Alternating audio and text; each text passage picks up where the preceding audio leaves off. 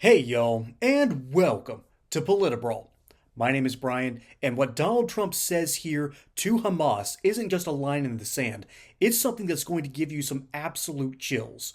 Let's dive in. Did you see that report, sir, that Hamas was going to stop releasing Israeli hostages, and what was your reaction? I think it's terrible. Look, I looked at the hostages that came in, and they're emaciated. It looked like something out of the 1930s. It's an absolute disgrace. And I think they saw the way the world viewed it, and they're looking for a reason not to send more because they're all. You take a look at that. It looks like it was a concentration camp, which essentially it was. It looks like they came out of the Holocaust. And what a sad thing. One of them was a young man, good-looking guy, a little bit heavier than perhaps he could have been, and now he looks like he's not even recognizable. Not even recognizable. Is the ceasefire deal at risk of falling apart? Look, I can tell you that those people have been badly hurt, both mentally and physically. I'm talking about the young women that came out also previously.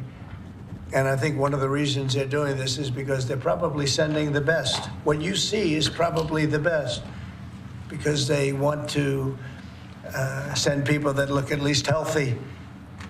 And that's not healthy. These people have been badly hurt. They've been interviewed by our representatives. They've been interviewed by Israeli representatives, and they're really hurting. They are really hurting mentally and physically. And I think Hamas is looking at that and saying, well, it's not going to get much better than that because they probably send out their best as a representative, and they've got more to send out, and they probably feel that they can't do that because it's not going to make them look very good. Is the ceasefire does it delay that, sir? Should the ceasefire then be off? Well, I would say this, and I'm going to let that because that's Israel's decision, but as far as I'm concerned, if all of the hostages aren't returned by Saturday at 12 o'clock, I think it's an appropriate time. I would say cancel it and all bets are off and let hell break out. I'd say they ought to be returned by 12 o'clock on Saturday, and if they're not returned, all of them, not in drips and drabs, not 2 and 1 and 3 and 4 and 2. Saturday at 12 o'clock, and after that, I would say all hell is going to break out. And I don't think they're going to do it. I think a lot of them are dead. I think a lot of the hostages are dead. I think it's a great human tragedy what's happened, how people can be that mean to do.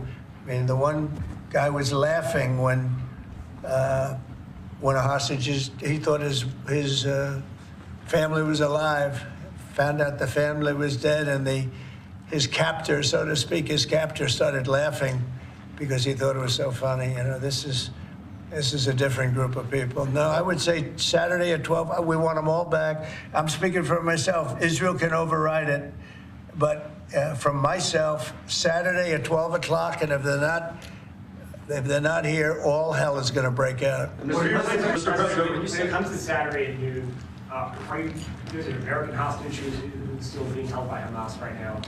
Are you worried about Look, you know, who knows? Are they alive? Are they not alive? But I saw the condition. When I saw the condition of the last ones that came out, and the women too, everybody. The one woman had her hand blown off because she was trying to stop a bullet being fired at her, okay? What kind of a situation is that? You saw her. I just think it's time to either you release everybody.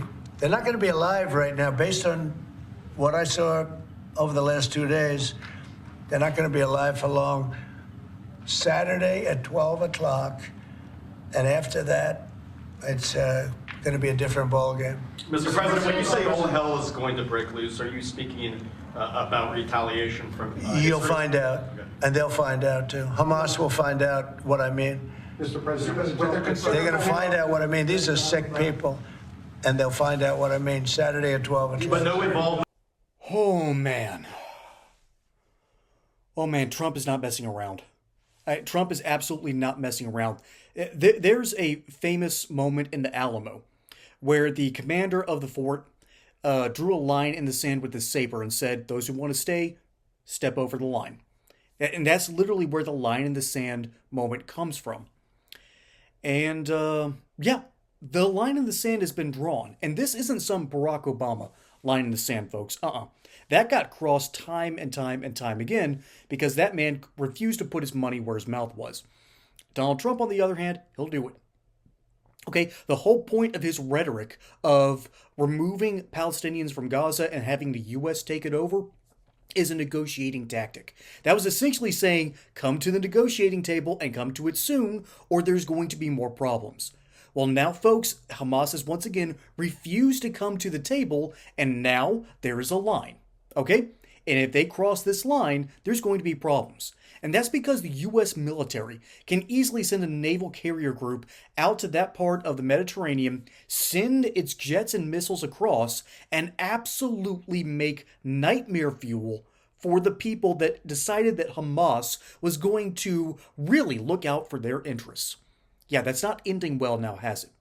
Okay? And I'm not saying that to be callous. I'm saying that as a point of reference. The people of Gaza chose Hamas, a terrorist organization, in a democratic election, all because the Israelis finally caved into the pressure and gave them their autonomy. It has not ended well for anyone. But ultimately what's going on here is that we've had a humanitarian crisis, not just at our southern border, but between the borders of Gaza.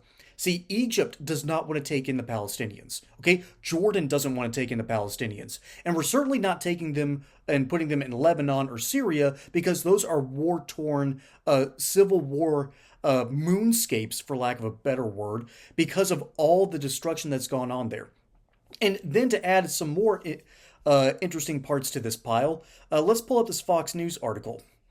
The sides, that is the Palestinians and the Israelis, have carried out 5 swaps since the ceasefire that went into effect last month, freeing 21 hostages from more than 730, I'm mildly dyslexic, 730 Palestinian prisoners. 21 hostages versus 730. I don't think those numbers are equal. And that's ultimately what's at the bottom of this problem.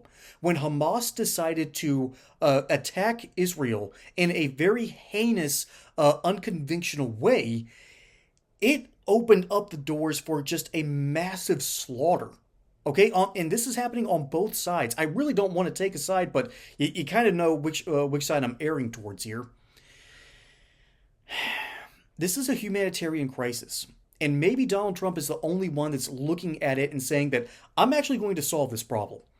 And that's going to be an ugly affair, but it sounds to me like it's something that's a long time coming and something that desperately needs to happen.